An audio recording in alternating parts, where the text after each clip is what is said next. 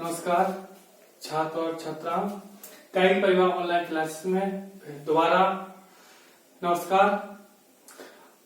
अब मैं आपके सामने कक्षा 11 की केमिस्ट्री पढ़ाने जा रहा हूं। इसमें पहले भाग में हमने आपको बताया था पदार्थ क्या है, पदार्थ के कितने गुण होते हैं। तो उसी क्रम में हम आगे बढ़ते हुए कक्षा 11 की केमिस्ट्री में अब हमको पढ़ना है द्रव्य का वर्गीकरण, पदार्थ का वर्गीकरण। तो पदार्थ हमने आपको पहले ही बता दिया, पदार्थ एक ऐसी वस्तु होती है जिसमें स्वयं का द्रव्यमान होता है और वो स्थान घेरती है। अब पदार्थ कई प्रकार के होते हैं, कई उसके लक्षण होते हैं, ठीक है। उसी को हम आगे देखते हैं पदार्थ। तो पदार्थ आपके दो प्रकार के होते हैं, अशुद्ध पदार्थ और शुद्ध पदार्थ। अशुद्ध पदार्थ और शुद्ध पदार्थ, ठीक। अब अशुद्ध पदार्थ का दूसरा नाम है मिश्रण। अशुद्ध पदार्थ का दूसरा नाम क्या है? मिश्रण, ठीक है। फिर अशुद्ध पदार्थ भी आपके दो प्रकार के होते हैं, समांगी मिश्रण और विषमांगी मिश्रण, ठीक। और फिर शुद्ध पदार्थ भी आपके दो प्रकार के होते हैं, तत्व और यौगिक। तो इन सब चीजों को जो हमारा डायग्राम बना है, ठीक है, इन्हीं सब चीजों को हमको सीखना है यहाँ पर। तो पहले ये आपको बना लेना है, ठीक है। फिर इसके बाद ये लिखना शुरू करना है उसी के नीचे, ठीक। अब सबसे पहले हम आपको बताएंगे मिश्रण क्या है, अशुद्ध पदार्थ क्या है, ठीक है। तो अशुद्ध पदार्थ वे पदार्थ होते हैं जिनको हम भौतिक एवं रासायनिक विधियों द्वारा अलग कर दें, ठीक है।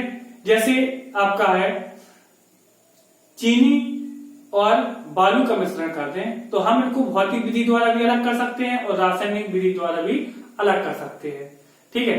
अब और भी है, जैसे पानी और रेत का मिश्रण, तो ये भी क्या है? अशुद्ध पदार्थ हैं, ठीक है। तो इनको हम भौतिक एवं रासायनिक विधि द्वारा अलग कर सकते हैं, वे आपकी मिश्रण कहलाते हैं, अशुद्ध पदार्थ कहलाते हैं, ठीक है। उसी के ऐड है आपकी मिश्रण। तो ऐसे पदार्थ जिनमें दो या दो से अधिक, ऐसे पदार्थ जिनमें दो या दो से अधिक, ऐसे पदार्थ जिनमें दो या दो से अधिक पदार्थ के कण किसी भी अनुपात में उपस्थित होते हैं, मिश्रण कहलाते हैं। तो ऐसे पदार्थ जिनमें दो या दो से अधिक पदार्थों के कण किसी भी अनुपात में उपस्थित होते मिश्रण कहलाते हैं। या ऐसा भी हम इसकी अथवा परिभाषा ले सकते हैं, ऐसे पदार्थ जिनको हम भौतिक एवं रासायनिक विधियों द्वारा अलग कर सकते हैं उनको अशुद्ध पदार्थ कहते हैं या मिश्रण कहते हैं, ठीक है। ऐसा भी हम इसको ले सकते हैं।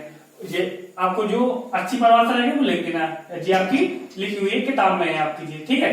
अब मिश्रण आपके दो प्रकार के होते हैं, समांगी मिश्रण और विषमांगी मिश्रण। तो समांगी आपका यहाँ पर लिखा है, ये दो प्रकार के होते हैं, समांगी मिश्रण, ठीक है। तो समांगी मिश्रण क्या है? समांगी जिसमें आपके मिल जाए, ठीक है। तो ऐसा मिश्रण जिनमें पदार्थ एक दूसरे में पूर्णतः मिश्रित हो जाते हैं, समांगी मिश्रण कहलाता है। तो ऐसा मिश्रण जिनमें पदार्थ एक दूसरे में पूर्णतः मिश्रित हो जाए, मिल जाए, पूरी तरीके से मिल जाए, तो वो आपके मिश्रण कहलाते हैं, ठीक है। तो जैसे जल में चीनी का विलयन, जल में चीनी का विलयन, तो इनको भी हम क्या कर सकते हैं? भौतिक विधि द्वारा और रासायनिक विधि द्वारा अलग कर सकते हैं, ठीक है। अब आपका है जैसे हवा, हवा आपका क्या? समांगी मिश्रण है, ये मिल तो जाते हैं, आपको दिखाई देता नहीं है ये आपका, ठीक है, ये आपका दिखाई नहीं देता है आपके हवा में क्या क्या है, लेकिन इनको हम भौतिक विधि द्वारा और आपके रासायनिक विधि द्वारा पता लगा लेते हैं, ठीक है। तो आपका समांगी मिश्रण की परिभाषा है, ऐसा मिश्रण जिनमें पदार्थ एक दूसरे में पूर्णतः मिश्रित हो जाते हैं, समांगी मिश्रण कहलाता है। अब जैसे है उदाहरण है जल में चीनी का विलयन या मिश्रण। तो जल में चीनी का विलयन क्या है? आपका ये समांगी मिश्रण का उदाहरण है। हवा भी क्या है? आपका समांगी मिश्रण का उदाहरण है। और नमक और जल का मिश्रण भी क्या है? आपका समांगी मिश्रण है, ठीक है। और भी आपको उदाहरण इसमें दे सकते हैं, ठीक। अब हम पढ़ेंगे दूसरा प्रकार मिश्रण का, विषमांगी मिश्रण। तो विषमांगी मिश्रण क्या है? तो ऐसा मिश्रण जिसमें पदार्थ एक दूसरे में मिश्रित नहीं होते हैं विषमांगी मिश्रण कहलाते हैं। तो एक दूसरे में मिश्रित ना हो, एक दूसरे से ना मिले, ठीक है, तो वो आपका विषमांगी मिश्रण कहलाता है। जैसे चीनी और नमक, तो चीनी और नमक को हम जी मिलेगा क्या? नहीं मिलेगा, ठीक है। तो ये आपका विषमांगी मिश्रण का उदाहरण। जब पानी और बालू जी मिलेगा क्या? नहीं मिलेगा, साथ में नहीं मिलेगा, ना कि मिश्रित होगा, ठीक है। तो ये आपके विषमांगी मिश्रण आपका होता है, ठीक है। ये सब आपकी परिभाषा है, आपकी कक्षा 11 में थी, ठीक है। तो 11 का जब कोर्स आपका बनता है तो उसके बाद आपको ये 11 आपके 9 का 11 में पढ़ने को मिल रहा है, ठीक है। बहुत ही अच्छा है, इसको समझ लेना तो आपको आगे पढ़ने में दिक्कत नहीं होगी, ठीक। अब हमने आपको मिश्रण के बारे में आपको बता दिया कि मिश्रण क्या है, और मिश्रण आपके दो प्रकार के होते हैं, समांगी और विषमांगी। अब हम आपको बताएंगे शुद्ध पदार्थ। शुद्ध पदार्थ की परिभाषा क्या है? तो ऐसे पदार्थ जिनको भौतिक विधि द्वारा अलग नहीं कर सकते वे शुद्ध पदार्थ कहलाते हैं। रासायनिक विधि द्वारा तो अलग कर सकते हैं विधियों द्वारा, लेकिन भौतिक विधियों द्वारा अलग नहीं कर सकते। तो आपकी परिभाषा यहाँ पर लिखी है शुद्ध पदार्थ की। तो जिन पदार्थों के कणों का संगठन, जो आपकी किताबी भाषा है, किताब में परिभाषा लिखी है, जिन पदार्थों के कणों का संगठन, संगठन मतलब होता है आपका मिलना, ठीक है। जो वैज्ञानिक भाषा है आपका संगठन है ना, जैसे कहते हैं संगठन है ना, तो आपका हर चीज क्या मिलना, लेकिन आपकी वैज्ञानिक भाषा में क्या कहते हैं? जिन पदार्थों के कणों का संगठन निश्चित होता है, जिन पदार्थों में कणों का संगठन निश्चित होता है, छोटी परिभाषा है, ठीक है, उन्हें शुद्ध पदार्थ कहते हैं, ठीक है। या आप ऐसे भी कह सकते हैं, ऐसे पदार्थ जिनको भौतिक विधियों द्वारा अलग नहीं कर सकते शुद्ध पदार्थ कहलाते हैं, उनको रासायनिक विधि द्वारा ही अलग कर सकते हैं। शुद्ध पदार्थ भी आपके दो प्रकार के होते हैं, तत्व और यौगिक। तो तत्व क्या है, यौगिक क्या है, आपको पता है।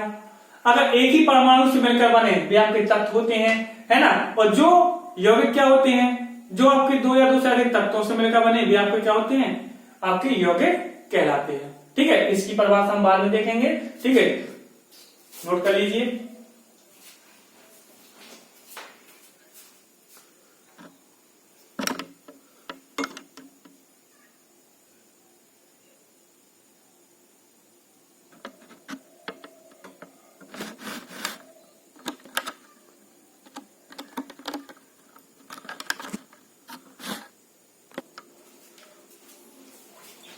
हाँ, अब हम पढ़ेंगे शुद्ध पदार्थ के प्रकार। हमने आपको अभी बताया था शुद्ध पदार्थ आपके दो प्रकार के होते हैं। हेडिंग डालेंगे आप शुद्ध पदार्थ के प्रकार, ठीक है।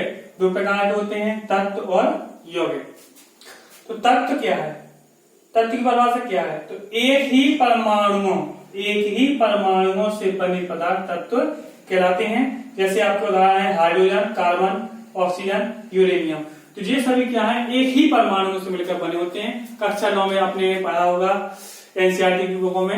ये सबसे आपका छोटा होता है इलेक्ट्रॉन, प्रोटॉन, न्यूट्रॉन। ये आपके मूलकण होते हैं। मूलकणों से मिलकर बनते हैं आपके परमाणु। जॉन डाल्टन नामक वैज्ञानिक ने बताया था। फिर इसके बाद आपका परमाणु से मिलकर बनता है आपके अणु, ठीक है। तो ये सब आपकी चीजें हैं। तो एक ही परमाणु, ठीक है, एक ही परमाणु से बने पदार्थ क्या कहलाते हैं? तत्व कहलाते हैं। जैसे आपका हाइड्रोजन है, तो हाइड्रोजन की आपके कई आपके होते हैं, जैसे 1s1, 1s2, 1s3। तो ये सभी क्या है? हाइड्रोजन की क्या है? परमाणु है आपके। तो इन्हीं से मिलकर आपको क्या बनता है? हाइड्रोजन बनता है। कार्बन के भी होते हैं, कार्बन के आपके कई आपको उसमें होते हैं। तो ये कार्बन आपका, ऑक्सीजन, जितने भी हैं सभी क्या छोटी छोटी आपके परमाणुओं से मिलकर बने होते हैं, ठीक है। अब है आपके यौगिक। तो ऐसे पदार्थ जो दो या दो से अधिक तत्वों से मिलकर बनते हैं यौगिक कहलाते हैं। तो जो दो या दो से अधिक तत्वों से मिलकर बनते हैं, जैसे आपका सोडियम है, आपका क्लोरीन है, कार्बन है ना। कार्बन डाइऑक्साइड में क्या है आपका? कार्बन है, ऑक्सीजन है। जल में क्या है आपका? हाइड्रोजन और ऑक्सीजन है। तो जब दो या दो से अधिक तत्वों से मिलकर बनता है वे आपको क्या कहलाते हैं? यौगिक कहलाते हैं, ठीक है। अब हम पढ़ेंगे पदार्थों के गुणधर्म। अब हम क्या पढ़ेंगे? पदार्थों के गुणधर्म या पदार्थों के गुण, है ना। तो पदार्थों के गुणधर्म। तो गुणधर्म क्या होते हैं? पदार्थों के गुणधर्म, ठीक है। तो जो आपके गुणधर्म होते हैं, एक भौतिक गुणधर्म और एक होता है रासायनिक, ठीक है। तो भौतिक गुणधर्म आपके वो होते हैं जो आपको अलग कर सकते हो, आप पहचान सकते हो उसको। तो रासायनिक विधि द्वारा आप उनको अलग नहीं कर सकते। ठीक है, तो ये हम आपको इसमें आगे पढ़ेंगे पदार्थों के गुणधर्म। ठीक है,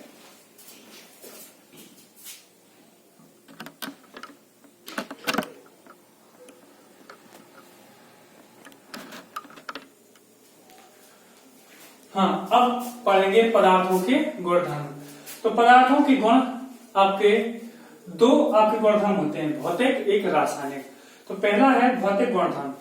ठीक है, तो भौतिक गुणधर्म में क्या है, इनसे पदार्थों की पहचान या संगठन।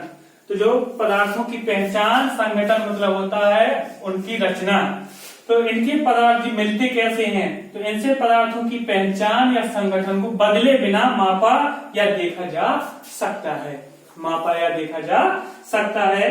जैसे है आपका रंग, गंध, गलनान, ये सब कारक हैं। इनको जो ऐसे जो पदार्थ होते हैं, तो इनके बिना परिवर्तन के क्या है, हम इनके रंग और गंध को परिवर्तित ना करें। जैसे मान लो कोई भी चीज है, ठीक है, हम महक आपका जैसे कोई भी, जैसे आपसे कहा जाए जैसे कोई भी पदार्थ है आपका, ठीक है, जैसे गुलाब में खुशबू आती है, ठीक है, तो हम इसमें क्या है आपकी पहचान को एक बदलेंगे तो नहीं, है ना, तो उनको बदलेंगे ना, उसकी रचना को बदलेंगे। कोई भी ऐसा रासायनिक पदार्थ, जैसे आपके कई इत्र आते हैं ना, सेंट जिसको कहा जाता है, तो आपके क्या है बने तो हैं, है ना। ऐसे कोई कुछ मूल पदार्थ भी होते हैं जिनको हम गलनान मतलब जिससे आपको जल ले लें, ठीक है, जिस जल से हम समझ रहे हैं, जल क्या है, अगर हम इसको वाष्प में बदल दें तो ऐसा तो है नहीं इसकी चीज बदल जाए, रहेगा तो क्या है वाष्प ही, वो जल ही।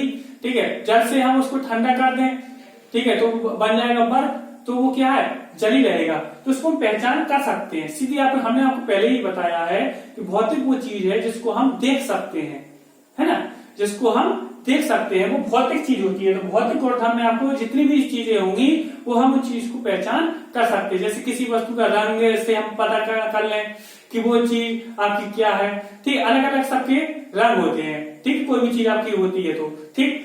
अब रासायनिक गुणधर्म क्या है, इनसे पदार्थों की पहचान के लिए रासायनिक परिवर्तन होना आवश्यक होता है। अगर रासायनिक परिवर्तन नहीं होगा तो हम उसके रासायनिक गुणधर्म नहीं बता पाएंगे। जैसे लोहा है, एपी है, तो एपी में आपका रासायनिक परिवर्तन होता है, जंग लगती है, तो आपका क्या बनता है फेरस ऑक्साइड, जो जंग का सूत्र होता है। ठीक है, तो रासायनिक परिवर्तन जब तक नहीं होगा तो हम उसकी पहचान नहीं कर पाएंगे। तो आपको रासायनिक गुणधर्म में क्या है, उसका रासायनिक परिवर्तन होना बहुत जरूरी है। जैसे अम्ल, क्षार और अम्ल क्षार की पहचान आदि। तो जो पहचान हम इसमें करते हैं, जैसे अम्ल है आपकी अम्लता है, तो हमें क्या है जब तक इसमें परिवर्तन नहीं होगा तो हम पहचान नहीं कर पाएंगे कि आपकी ये क्या है, आपका रासायनिक होता है। जैसे मान लो आपसे कहा जाए कि चूना है ना, चूना में अगर हल्दी मिला दें तो उसमें जब तक आपका उसमें परिवर्तन, तो कैसा प्राप्त होता है, जब हल्दी चूना मिलाते हैं तो आपका लाल रंग प्राप्त होता है, तो उसमें रासायनिक परिवर्तन हुआ। ठीक है, तो जब रासायनिक परिवर्तन हुआ तभी हमने बता पाए कि ये हमारा क्या क्षार है, चूना क्या है आपका क्षार है। तो हम ऐसे ही आपको रासायनिक परिवर्तन करके ही रासायनिक गुणधर्म के बारे में बता सकते हैं। तो गुणधर्म आपके कोई भी आपकी रिएक्शन पढ़ो, कोई भी आपका जैसे आप गैस पढ़ते हो, मैथ है, तो उसमें आपके हमेशा दो गुणधर्म होते हैं, एक भौतिक और एक रासायनिक। तो भौतिक गुणधर्म उनको लिया जाता है जिसको हम देख सकते हैं, माप सकते हैं, और रासायनिक गुणधर्म वो होता है जो रासायनिक परिवर्तन किए बिना हम उसको पता नहीं कर सकते। ठीक है, गुणधर्म हमेशा आपके दो प्रकार के होते हैं पदार्थों के। ठीक है, अब हम आगे पढ़ेंगे पदार्थों का मापन। जो भौतिक पदार्थों का मापन है कैसे करते हैं, ये हमने आपको फ्रेश में भी पढ़ा है। हमें जो कक्षा 9 की ऑनलाइन क्लास है उसमें भी हम आपको यही पढ़ा रहे हैं। मापन हमेशा भौतिक पदार्थों का ही होता है। तो हम अगले टॉपिक में आपको पढ़ाएंगे मापन, भौतिक पदार्थों का मापन कैसे होता है। ठीक है, इसको नोट कर लीजिए।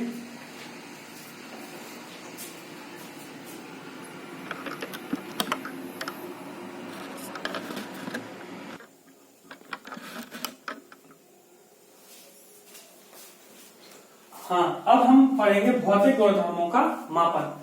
तो आपको मापन आपका कक्षा 9 में हम पढ़ा रहे हैं, जिसको भी इसको बहुत अच्छी तरीके से जानना है, क्योंकि हम 11 में नहीं पढ़ाएंगे, क्योंकि हमारी कक्षा 9 की ऑनलाइन क्लास में इसको हम विस्तार से पढ़ाएंगे मापन के बारे में, तो वहां से आप समझ लेना।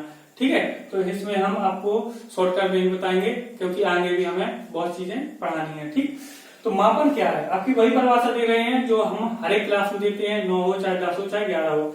किसी अज्ञात राशि की तुलना ज्ञात स्थिर मात्रक के साथ करने की क्रिया मापन कहलाती है। ठीक है, किसी अज्ञात राशि की तुलना, तो अज्ञात राशि जैसे हमें कहा जाए, जैसे आपका उदाहरण दिया गया एक तरबूज का भार, तो एक तरबूज का भार आप बिना तौले बता सकते हो? नहीं बता सकते, इसीलिए कहा गया अज्ञात राशि। अज्ञात राशि क्या है? आपकी आंकिक संख्या, आपकी अज्ञात राशि क्या? आंकिक संख्या। लेकिन हमारा मात्रक क्या है? स्थिर है। हमें जी जरूर पता होगा अगर कोई वस्तु है उसको तोलना है तो किलोग्राम या ग्राम में जरूर होगी। अगर किसी वस्तु की लंबाई को मापना है तो जी जरूर है कि मीटर या सेंटीमीटर में जरूर होगी, किलोमीटर में भी हो सकती है। ठीक है, इसीलिए तो कहा गया है मापन की परिभाषा क्या है? अज्ञात राशि। राशि कैसी अज्ञात, पर हमको ये पता ही रहता, देख के पता चलता है जी कितने की होगी, इसका अंक मान कितना होगा। ठीक है, लेकिन वो कब पता चलेगा? जब उसको हम तोलेंगे, मापेंगे। तो उसके साथ क्रिया करना, दोनों की क्रिया करना, एक अज्ञात राशि की और एक स्थिर मात्रा की, दोनों के साथ क्रिया करना क्या कहलाता? मापन कहलाता है। उदाहरण में जैसे एक तरबूज का भार तो कितना है? 5 किलो है, तो 5 आपका क्या है? आपकी ये है अज्ञात राशि, और आपका किलोग्राम क्या है? ये स्थिर मात्रा। तो किसी अज्ञात राशि की तुलना ज्ञात स्थिर मात्रा के साथ करने की क्रिया आपकी क्या कहलाती? मापन कहलाती है। अब आज के भाग में इतना ही।